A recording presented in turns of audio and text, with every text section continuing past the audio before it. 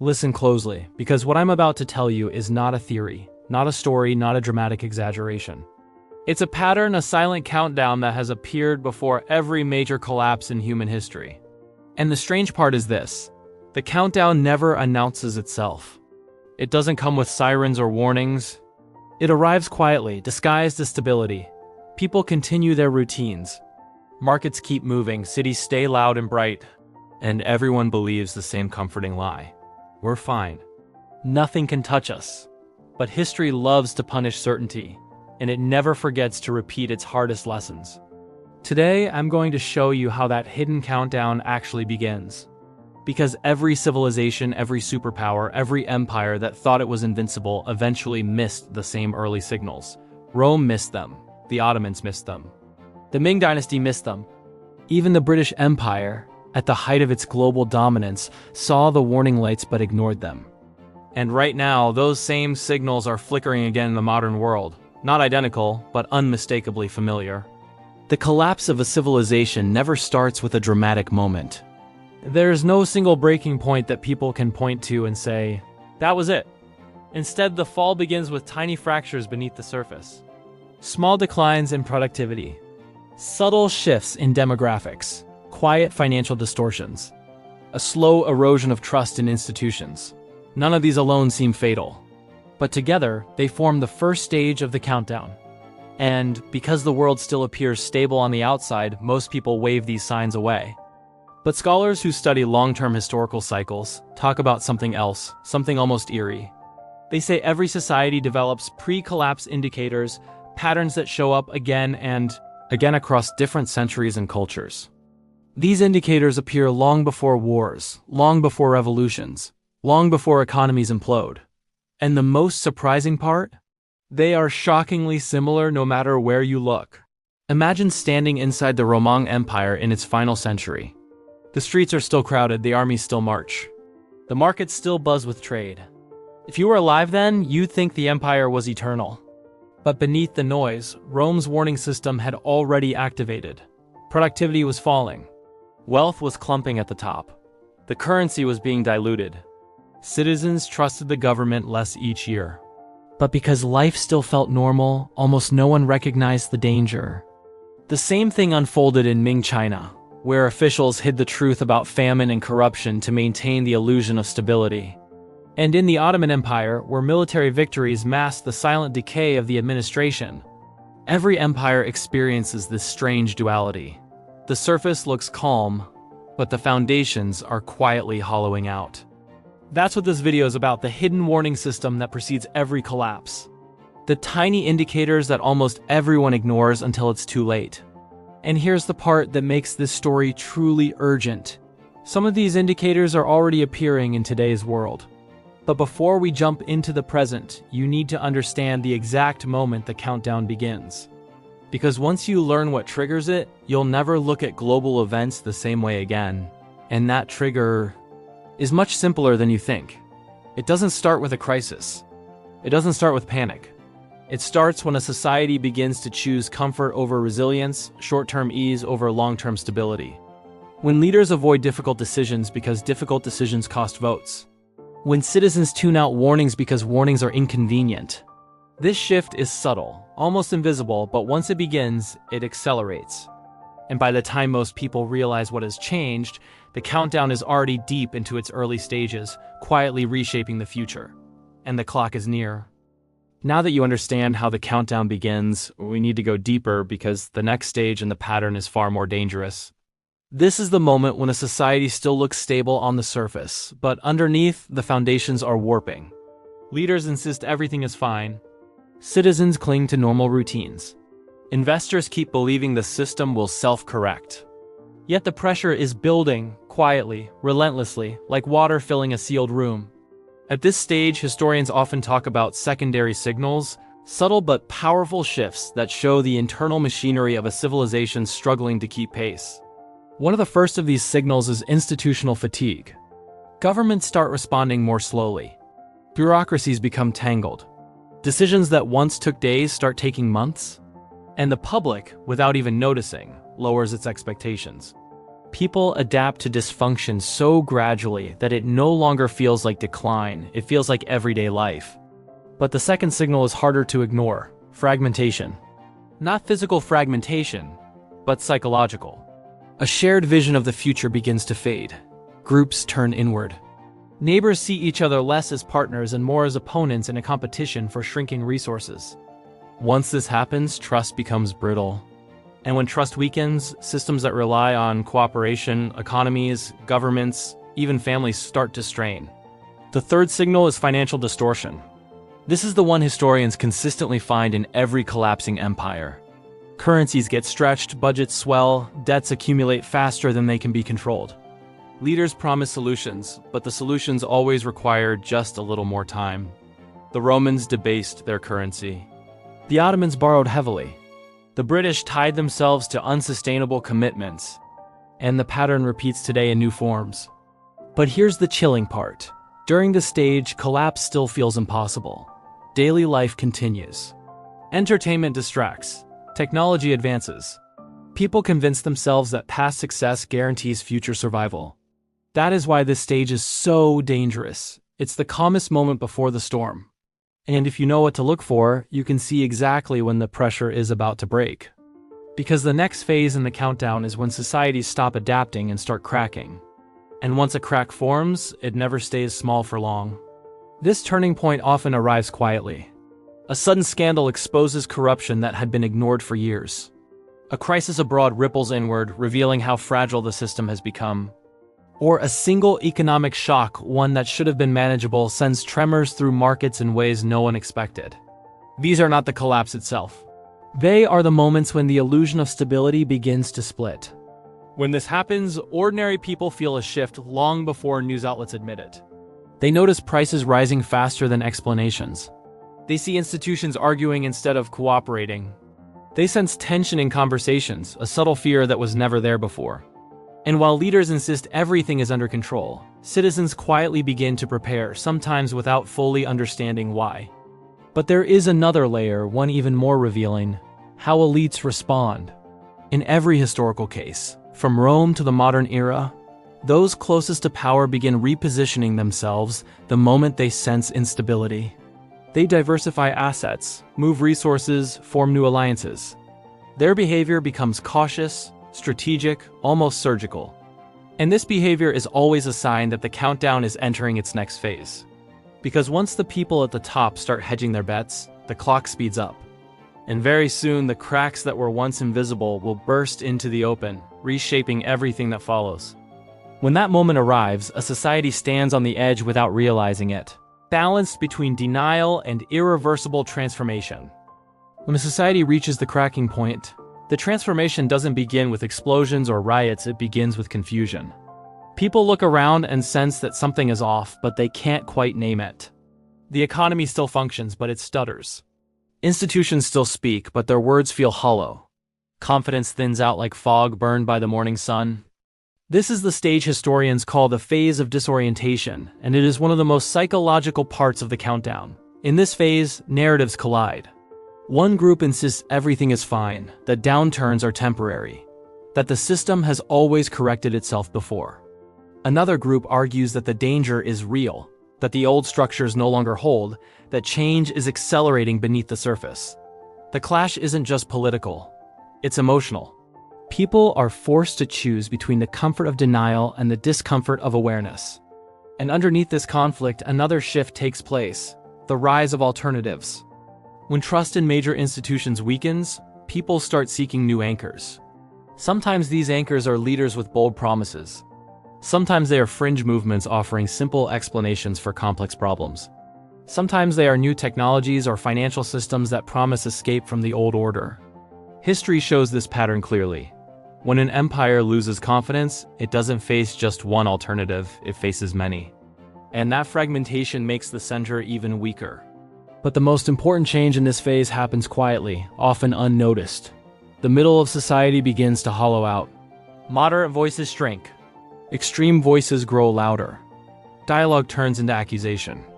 Cooperation turns into competition. This hollowing is the exact point where decline becomes self-reinforcing. Because once the middle collapses, no institution, not government, not economy, not culture can easily stabilize again. You might think this is the moment collapse begins. But it's not. This is only the transition. The true collapse starts later, when pressure meets a triggering event powerful enough to break the remaining cohesion. And that trigger is almost never what people expect. Sometimes it's an external shock. Sometimes it's a seemingly small decision. Sometimes it's the failure of a single institution that everyone assumed was too stable to fall. But in every historical case, the trigger only works because the groundwork of weakness was already in place. And understanding what those triggers look like is the key to seeing the next stage of the countdown before anyone else does. And this is where the pattern becomes almost unnervingly consistent. In Rome, the trigger was a financial panic sparked by military overreach. In the Ming Dynasty, it was a cascade of failed harvests paired with political paralysis. In the Ottoman Empire, it was a rapid series of military defeats that exposed corruption rotting the core. The events were different, but the underlying truth was the same. The system was already brittle. The trigger simply revealed what had been hidden. Modern societies aren't immune to this pattern. In fact, our interconnected economies make the triggers even more unpredictable. A disruption in one region can ripple globally in hours. A technological failure can freeze entire markets. A geopolitical misstep can send currencies tumbling. These shocks don't create collapse, but they accelerate it when the system is already strained. And this phase, the disorientation phase, is dangerous precisely because it feels manageable. Leaders reassure. Media debates. Citizens hope. But deep down, people sense the shift. They feel the instability. They notice how quickly tension rises and how slowly solutions appear. The next stage is when the countdown stops being invisible. When the cracks stop hiding beneath the surface and start shaping daily life. When uncertainty turns into volatility and volatility turns into fear. When volatility becomes visible, everything changes. The countdown is no longer silent, it's audible in market swings, political arguments, and the growing anxiety people feel without understanding why. This is the phase historians call the rupture stage, because long-suppressed pressures finally pierce the surface. And once they do, society enters a period where stability becomes unpredictable, fragile, almost theatrical. In this stage, small events create outsized reactions. A minor economic report triggers massive sell-offs. A local protest becomes a national symbol. A policy speech shakes international alliances. It's not the events themselves that matter, it's the brittleness of the system reacting to them. And brittleness is the clearest sign that the countdown is accelerating. The rupture stage also exposes something else: the widening gap between official narratives and lived reality. Leaders insist the turbulence is temporary. Analysts claim the volatility is normal, but ordinary people start feeling the strain. Prices fluctuate. Jobs feel less secure. Daily routines grow heavier. And beneath these surface irritations, a more dangerous sentiment begins to spread: resignation. Resignation is not panic, it's the acceptance that things won't return to how they were. And once resignation spreads, societies lose their resilience. People stop believing reforms will work. They stop believing institutions can adapt. And when belief fades, the system loses the one resource no nation can survive without: collective confidence. This is also the moment new power centers emerge. Corporations, regional leaders, tech platforms, and foreign governments begin filling the gaps left by weakening central authority. Influence becomes decentralized. Decision-making becomes chaotic. And the social contract that once held everyone together begins to loosen. But what makes this stage truly dangerous is not the chaos, it's the momentum. Decline stops being theoretical and becomes kinetic. Every shock accelerates the next. Every attempt at control produces new instability. And every day, the distance between the old order and the emerging one grows wider. And the pressures that once leaked through tiny cracks burst into open structural failures. Infrastructure falters under neglected maintenance. Financial networks seize under unexpected stress. Social systems bend under demands they were never designed to carry. These aren't symbolic failures, they're functional ones, and each one signals the approach of an irreversible tipping point. At this stage, people begin adjusting their behavior in dramatic ways. Some withdraw from public life, protecting what they have. Others mobilize, driven by fear or ideology. The middle, once a stabilizing force, becomes unpredictable. And as individual choices diverge, the collective identity of the nation starts to fracture. Another feature of the rupture stage is the arrival of temporary measures that quietly become permanent. Emergency powers, capital restrictions, surveillance expansions. Leaders justify them as brief necessities, but history shows they rarely go away. Instead, they reshape the political landscape in ways citizens only recognize years later. Global confidence also begins to shift. All eyes reconsider their commitments. Rivals grow bolder. Investors explore safer harbors. The world senses vulnerability long before the vulnerable nation does. This imbalance of perception accelerates internal tension, creating a feedback loop of uncertainty. And then comes the final signal that the rupture stage is ending. The emergence of a single destabilizing force powerful enough to dominate all others. It could be a financial crisis, a political breakdown, a geopolitical confrontation, or a technological failure. But whatever form it takes, it becomes the gravitational center pulling the entire system toward the next phase of the countdown.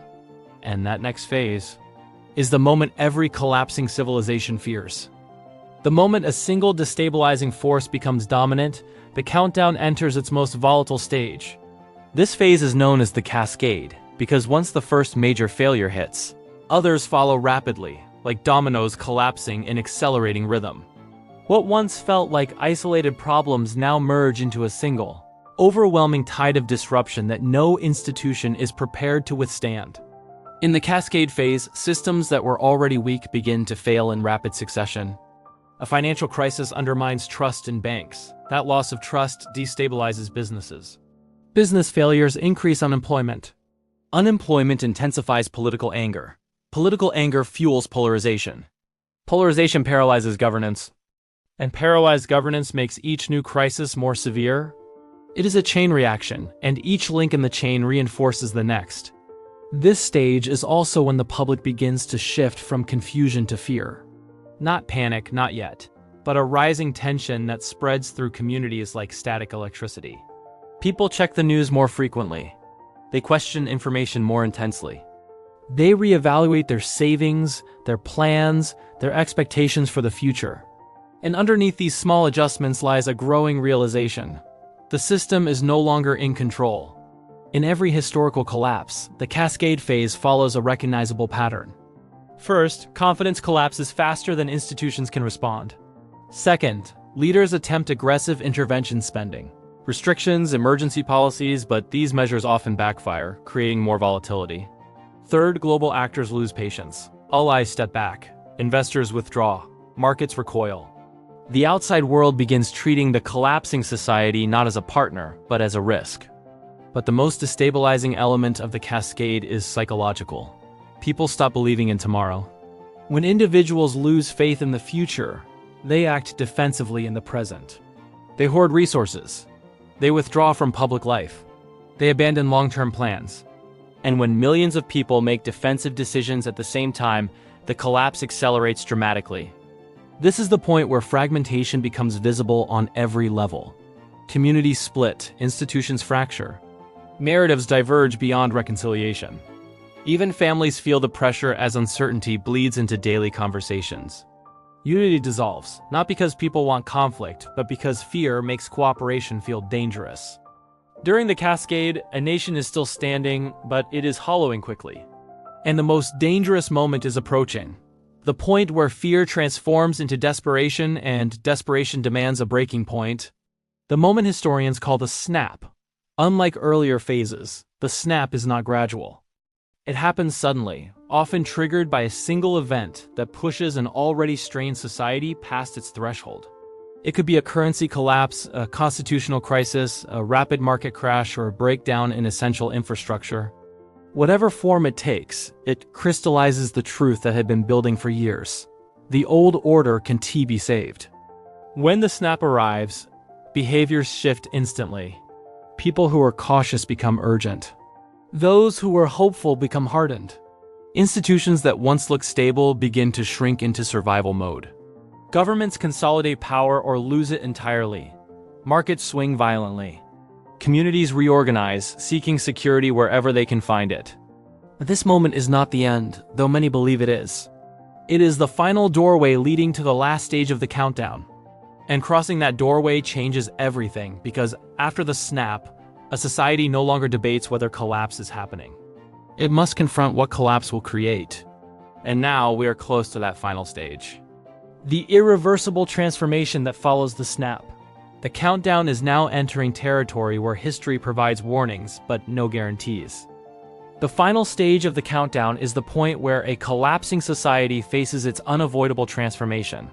Historians call this the reset, not because everything returns to normal, but because the old structure breaks so completely that a new one must emerge. And unlike earlier phases, the reset is not subtle, gradual, or hidden.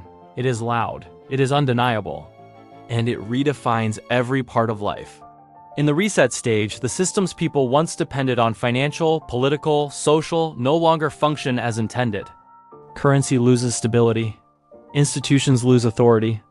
Laws lose meaning. What remains is not chaos, but uncertainty so deep that every decision feels like a gamble. People look for guidance, but leadership fractures. They look for protection, but institutions struggle to provide it. And in this vacuum, new powers rise. This is the phase when parallel structures form. Alternative markets, alternative currencies, alternative alliances. People stop relying on the central system and begin creating their own networks of trust. History shows this clearly. When the old order collapses, society does not disappear, it reorganizes. But the reorganization is messy, uneven, and often painful. And yet the reset stage also contains something that none of the previous phases do: the possibility of renewal. Because once the old framework fails, a new one can finally take shape. This is why the final phase is both destructive and creative. Old hierarchies crumble, but new innovations flourish. Old systems fail, but new models emerge. Old identities fracture, but new ones are born. Still, the transition is never smooth. During the reset, the past and the future battle for dominance. Some groups cling desperately to the old order, trying to revive institutions that can no longer function. Others push forward, demanding radical change. The tension between these forces shapes the new world that will follow. One defining feature of the reset is the emergence of a new organizing principle. For some civilizations, it was a new political system, for others, a new economic model. For others still, a new cultural or ideological foundation. Whatever form it takes, this principle becomes the backbone of the post-collapse order. And once it solidifies, the countdown finally ends. But society itself is fundamentally changed. The generation that lived through the collapse becomes forever marked by it. Their values shift, their expectations shrink, their priorities reorganize. And the next generation grows up not with memories of the old world, but with the realities of the new one. If there is one lesson the reset stage teaches, it is this: collapse is never the end. It is a transition, a violent, transformational shift from one era to another. But surviving that transition requires understanding it, anticipating it, and preparing for what comes after. Because when a civilization reaches the reset, the question is no longer, can the old system be saved? It is, what will replace it? And that question determines the shape of the next century. And now, as the countdown reaches its end, we stand at the threshold of that same question. The signs have appeared, the pattern is unfolding, and the reset, once unthinkable, is drawing closer.